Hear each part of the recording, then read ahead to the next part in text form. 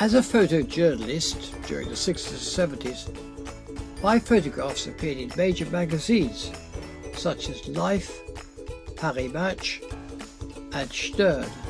In this video, I'll be telling you all about the cameras I used, showing you the photographs I took, and explaining the technical problems that had to be overcome in order to capture them. In late August 1969, an outbreak of political and sectarian violence occurred in Northern Ireland.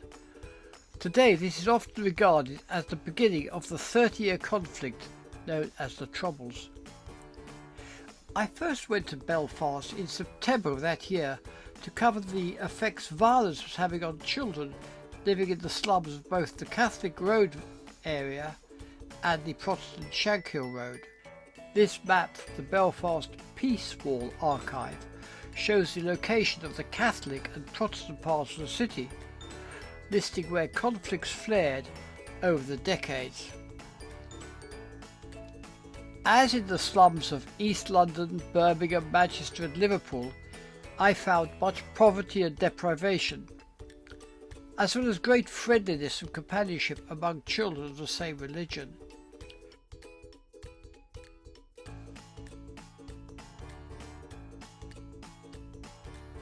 With no other playground, children in the Falls Road roamed the slums' narrow streets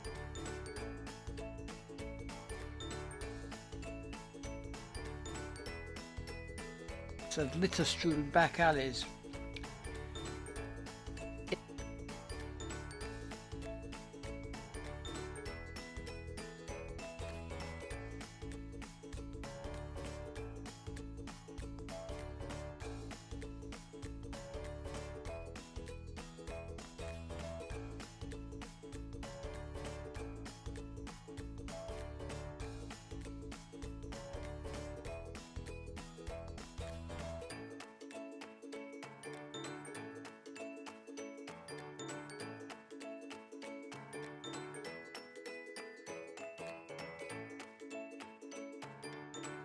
Impoverished families were often forced to make ends meet by turning to high-interest loans, and even in some cases, like this small girl, selling family possessions on the street.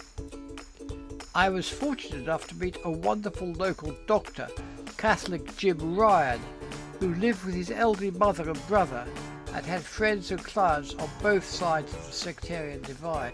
I photographed him being welcomed equally into both Catholics and Protestant homes, as in this picture showing him being greeted warmly by a devoutly loyal Protestant known locally as Orange Annie. My meeting with Jim was to save my life a few weeks later, as I shall explain in a moment.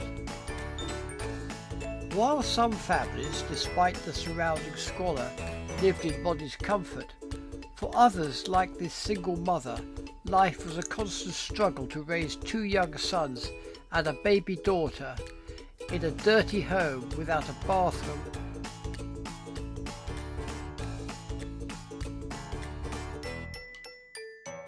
and with only a grubby slit of a kitchen.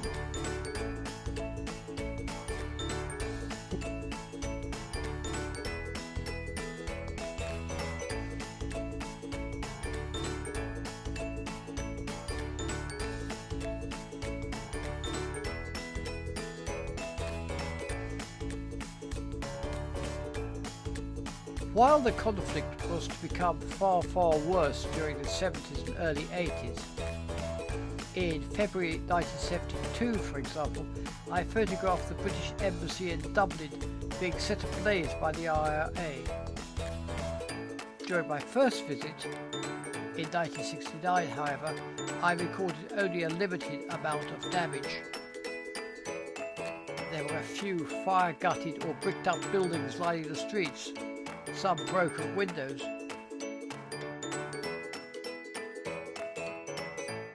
and a young man whose head had been split open, he claimed, by a truncheon from one of the B specials. These were the Protestant police force, officers hated and feared by almost the entire Catholic community.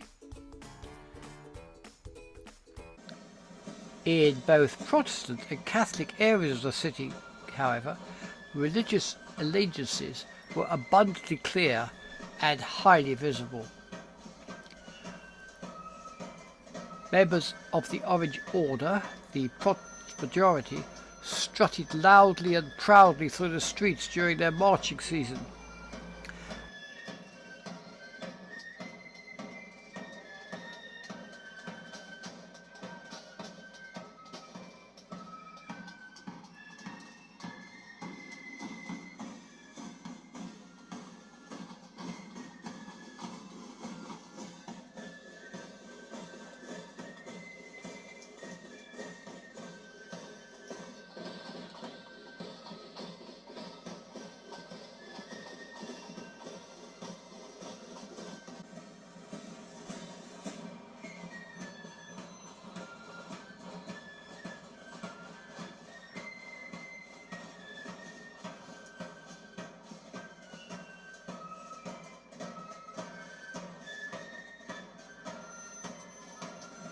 And plaster the walls of their streets with images of King Billy and anti-Catholic slogans. Catholics did the same in the streets around the Falls Road area. In September, for example, I attended a reunion of old IRA members. There I photographed this group of highly respectable bankers, doctors, lawyers, and wealthy business leaders. All former IRA men during the 20s and 30s, these men had between them been sentenced to almost 1,000 years in British prisons and prison hulks. My friend Jim Ryan can be seen here at the back row on the extreme left. Later I was to be kidnapped by a group of masked and armed young men who, believing I was a British spy, threatened summary execution. Fortunately, I was able to persuade them to phone Dr. Jim, who vouched for me, and I was released with profuse apologies. The last image I shot before leaving the Falls Road area was this group of young boys marching proudly down the street, waving the Irish flag. I often wonder what became of them and all the other bright, lively and smiling youngsters I photographed in the weeks before their world descended into a bloodbath terror. In my next video about the children of the 60s, I'll show you how they liked to play and amuse themselves in an age long before computer games, mobile phones, children's television programs, and social media.